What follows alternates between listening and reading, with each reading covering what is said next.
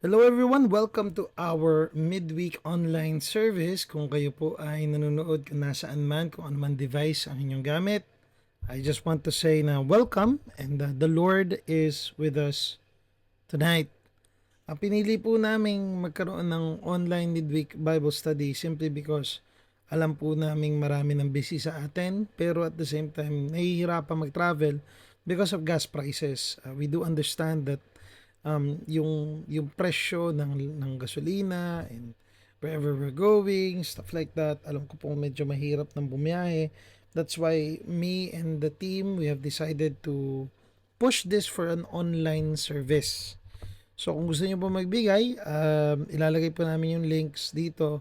Yung GCash account for our treasurer and of course yung sa aming bank account. If you want to give, praise God, thank you for the support. If you're watching and you're not part of our church, we just want to say na nasa Balanga po kami. You can watch our sermons every Tuesday, 6 p.m. Yun po yung posting. And then, yung online midweek service naman, nagaganap tuwing Wednesday, 6:30. Pag siguro humupa yung prices ng gas, we will go still live midweek services. Pero doon na kami sa location namin. So, with that, thank you for coming and natagpuan nyo kami sa pag-aaral sa Catechism. Ang HTM po ay part ng SGC or Sovereign Grace Churches. We are a family of churches that want to see the gospel of Christ in the Church of Jesus Christ and to further do more for the gospel, to do more for the glory of God. So we want to see the church advance, and we want people to know and love God more. So ngayon po, we are at question number 6 sa Sovereign Grace or SGC Catechism. Ang Catechism ay isang lumang paraan parang ng pag-aaral. At nandito na tayo sa question number 6. So ang style po niya ay question and answer. So weekly you will hear questions, and today you will hear another question that we're studying. The question number 6 is this: is the Bible sufficient and clear for living the Christian life? Is the Bible sufficient and clear for living the Christian life? And the answer, yes, the Bible makes clear everything we need to know God. Yes, the Bible makes clear everything we need to know God, experience His salvation, and live a life pleasing to Him. Sabi sa Psalm 19 verse 7, the law of the Lord is perfect, reviving the soul. The testimony of the Lord is sure, making wise the simple. Let's pray muna po, mga kapatid. Father God, thank you so much for this time. Lord, it is an honor and privilege always to teach your word sa mga format na ganito, Panginoon. Thank you for allowing us to study theology and to study, Lord God, yung mga ancient truths na kailangan namin today. Bless us, Lord Jesus. Maraming salamat po. In your name alone we pray. Amen. Ako po ngayon ay parang somehow aspiring content creator na meron po akong channel sa TikTok na medyo nag-grow siya, and at the same time pwede na nga kayo mag-check out sa Yellow Basket ko eh. At the same time, marami ding opportunities not only for growth but for people to know and experience Jesus doon sa platform na binigay ng Lord. Ngayon, maraming katulad ko na kung ang tawagan ni Christian content creators. And marami kaming opinions about God. Hindi po ako nag-iisa doon. Marami po akong kasama na ganun yung laro at ganun yung ginagawa.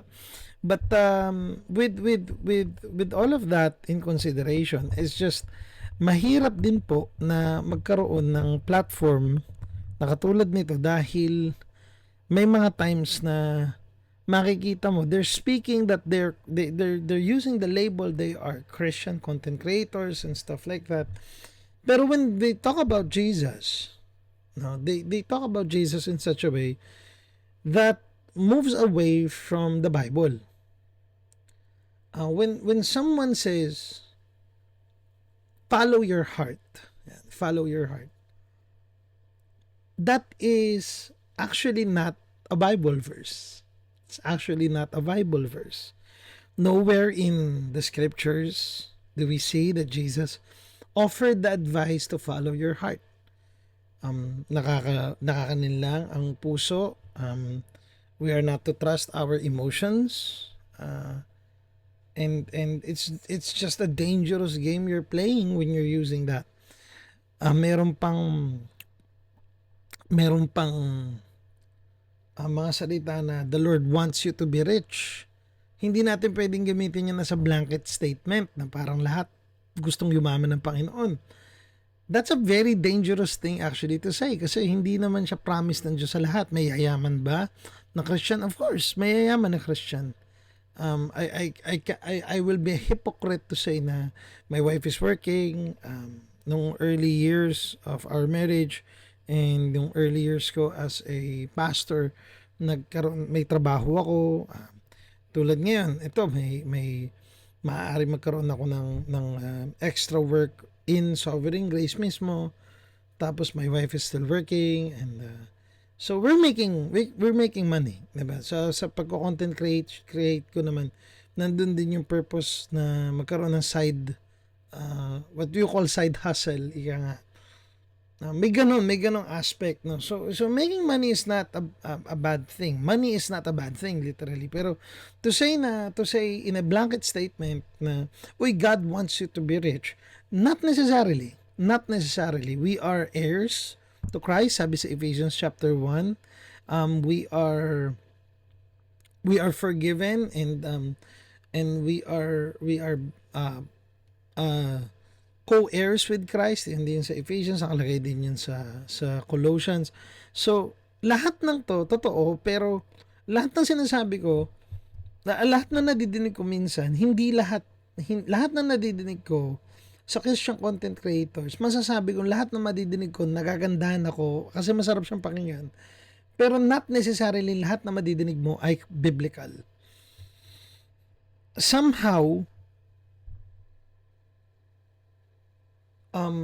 the Bible, for some Christians, I'm not saying all, but for some Christians, parang hindi sufficient in scripture. Parang hindi sapat yung Biblia para sa revelatory sense ng kung sino at ano ang Diyos. So, ngayon, kung nasaan man kayo, sa question number 6 natin, ang tanong ng ating ng catechism natin, sapat ba or sufficient ba ang Bible for and clear, malinaw, for living the Christian life? Ang answer ng catechism mo, ang answer natin as part of the Sovereign Grace Churches is this: yes. Huwag tayong magbandali. Huwag muna tayong umalis doon. Yes. The Bible is sufficient. Yes, the Bible makes clear everything we need to know God.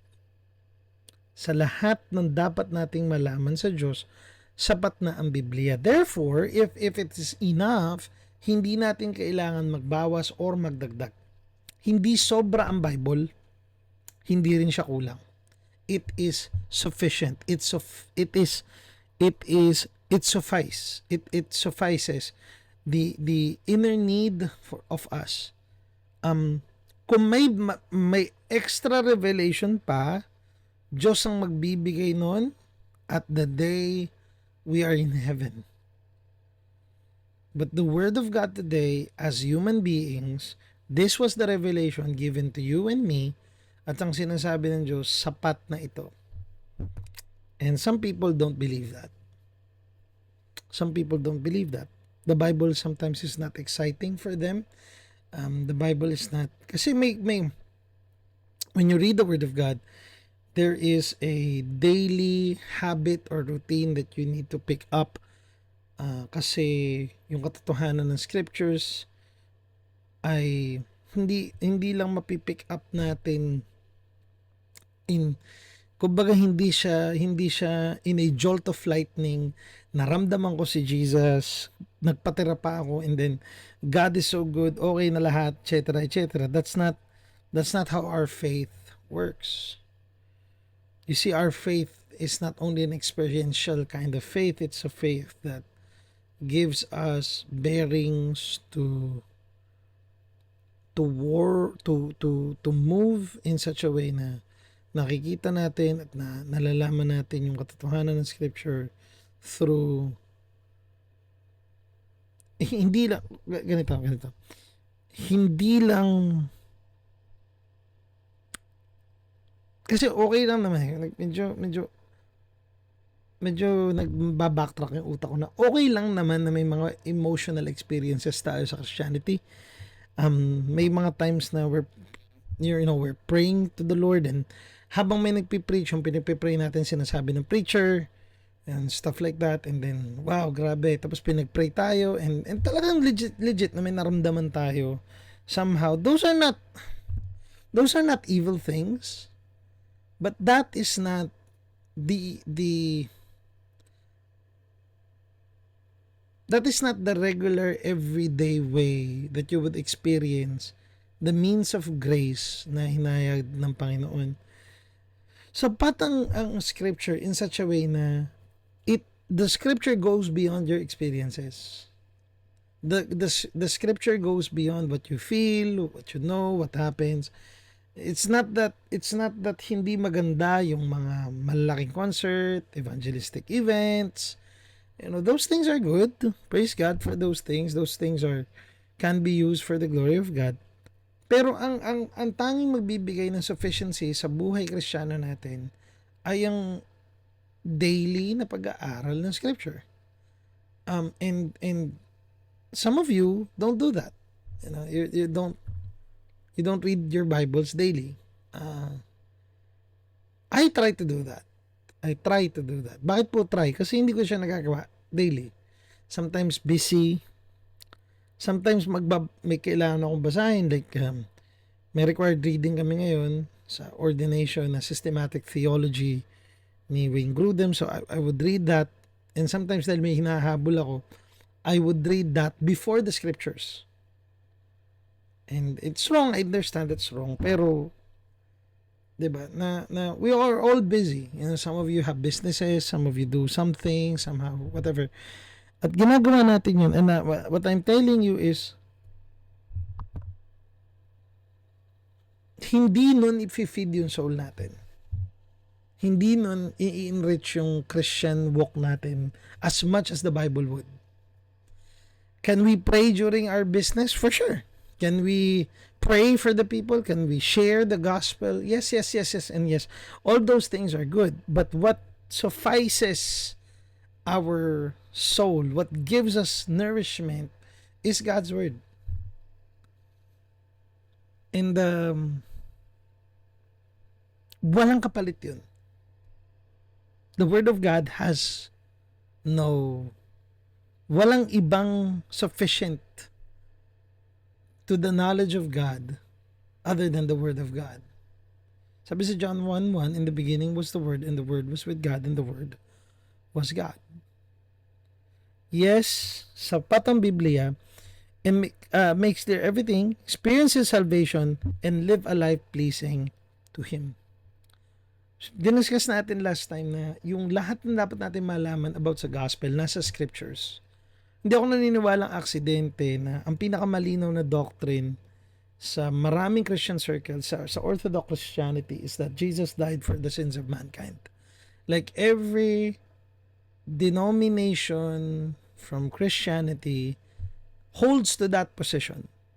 No, that's not a secondary issue. That's the primary definition of what a Christian is. We believe that Jesus Christ is God, that He is holy, righteous, at hindi lang siya good moral teacher. He is God.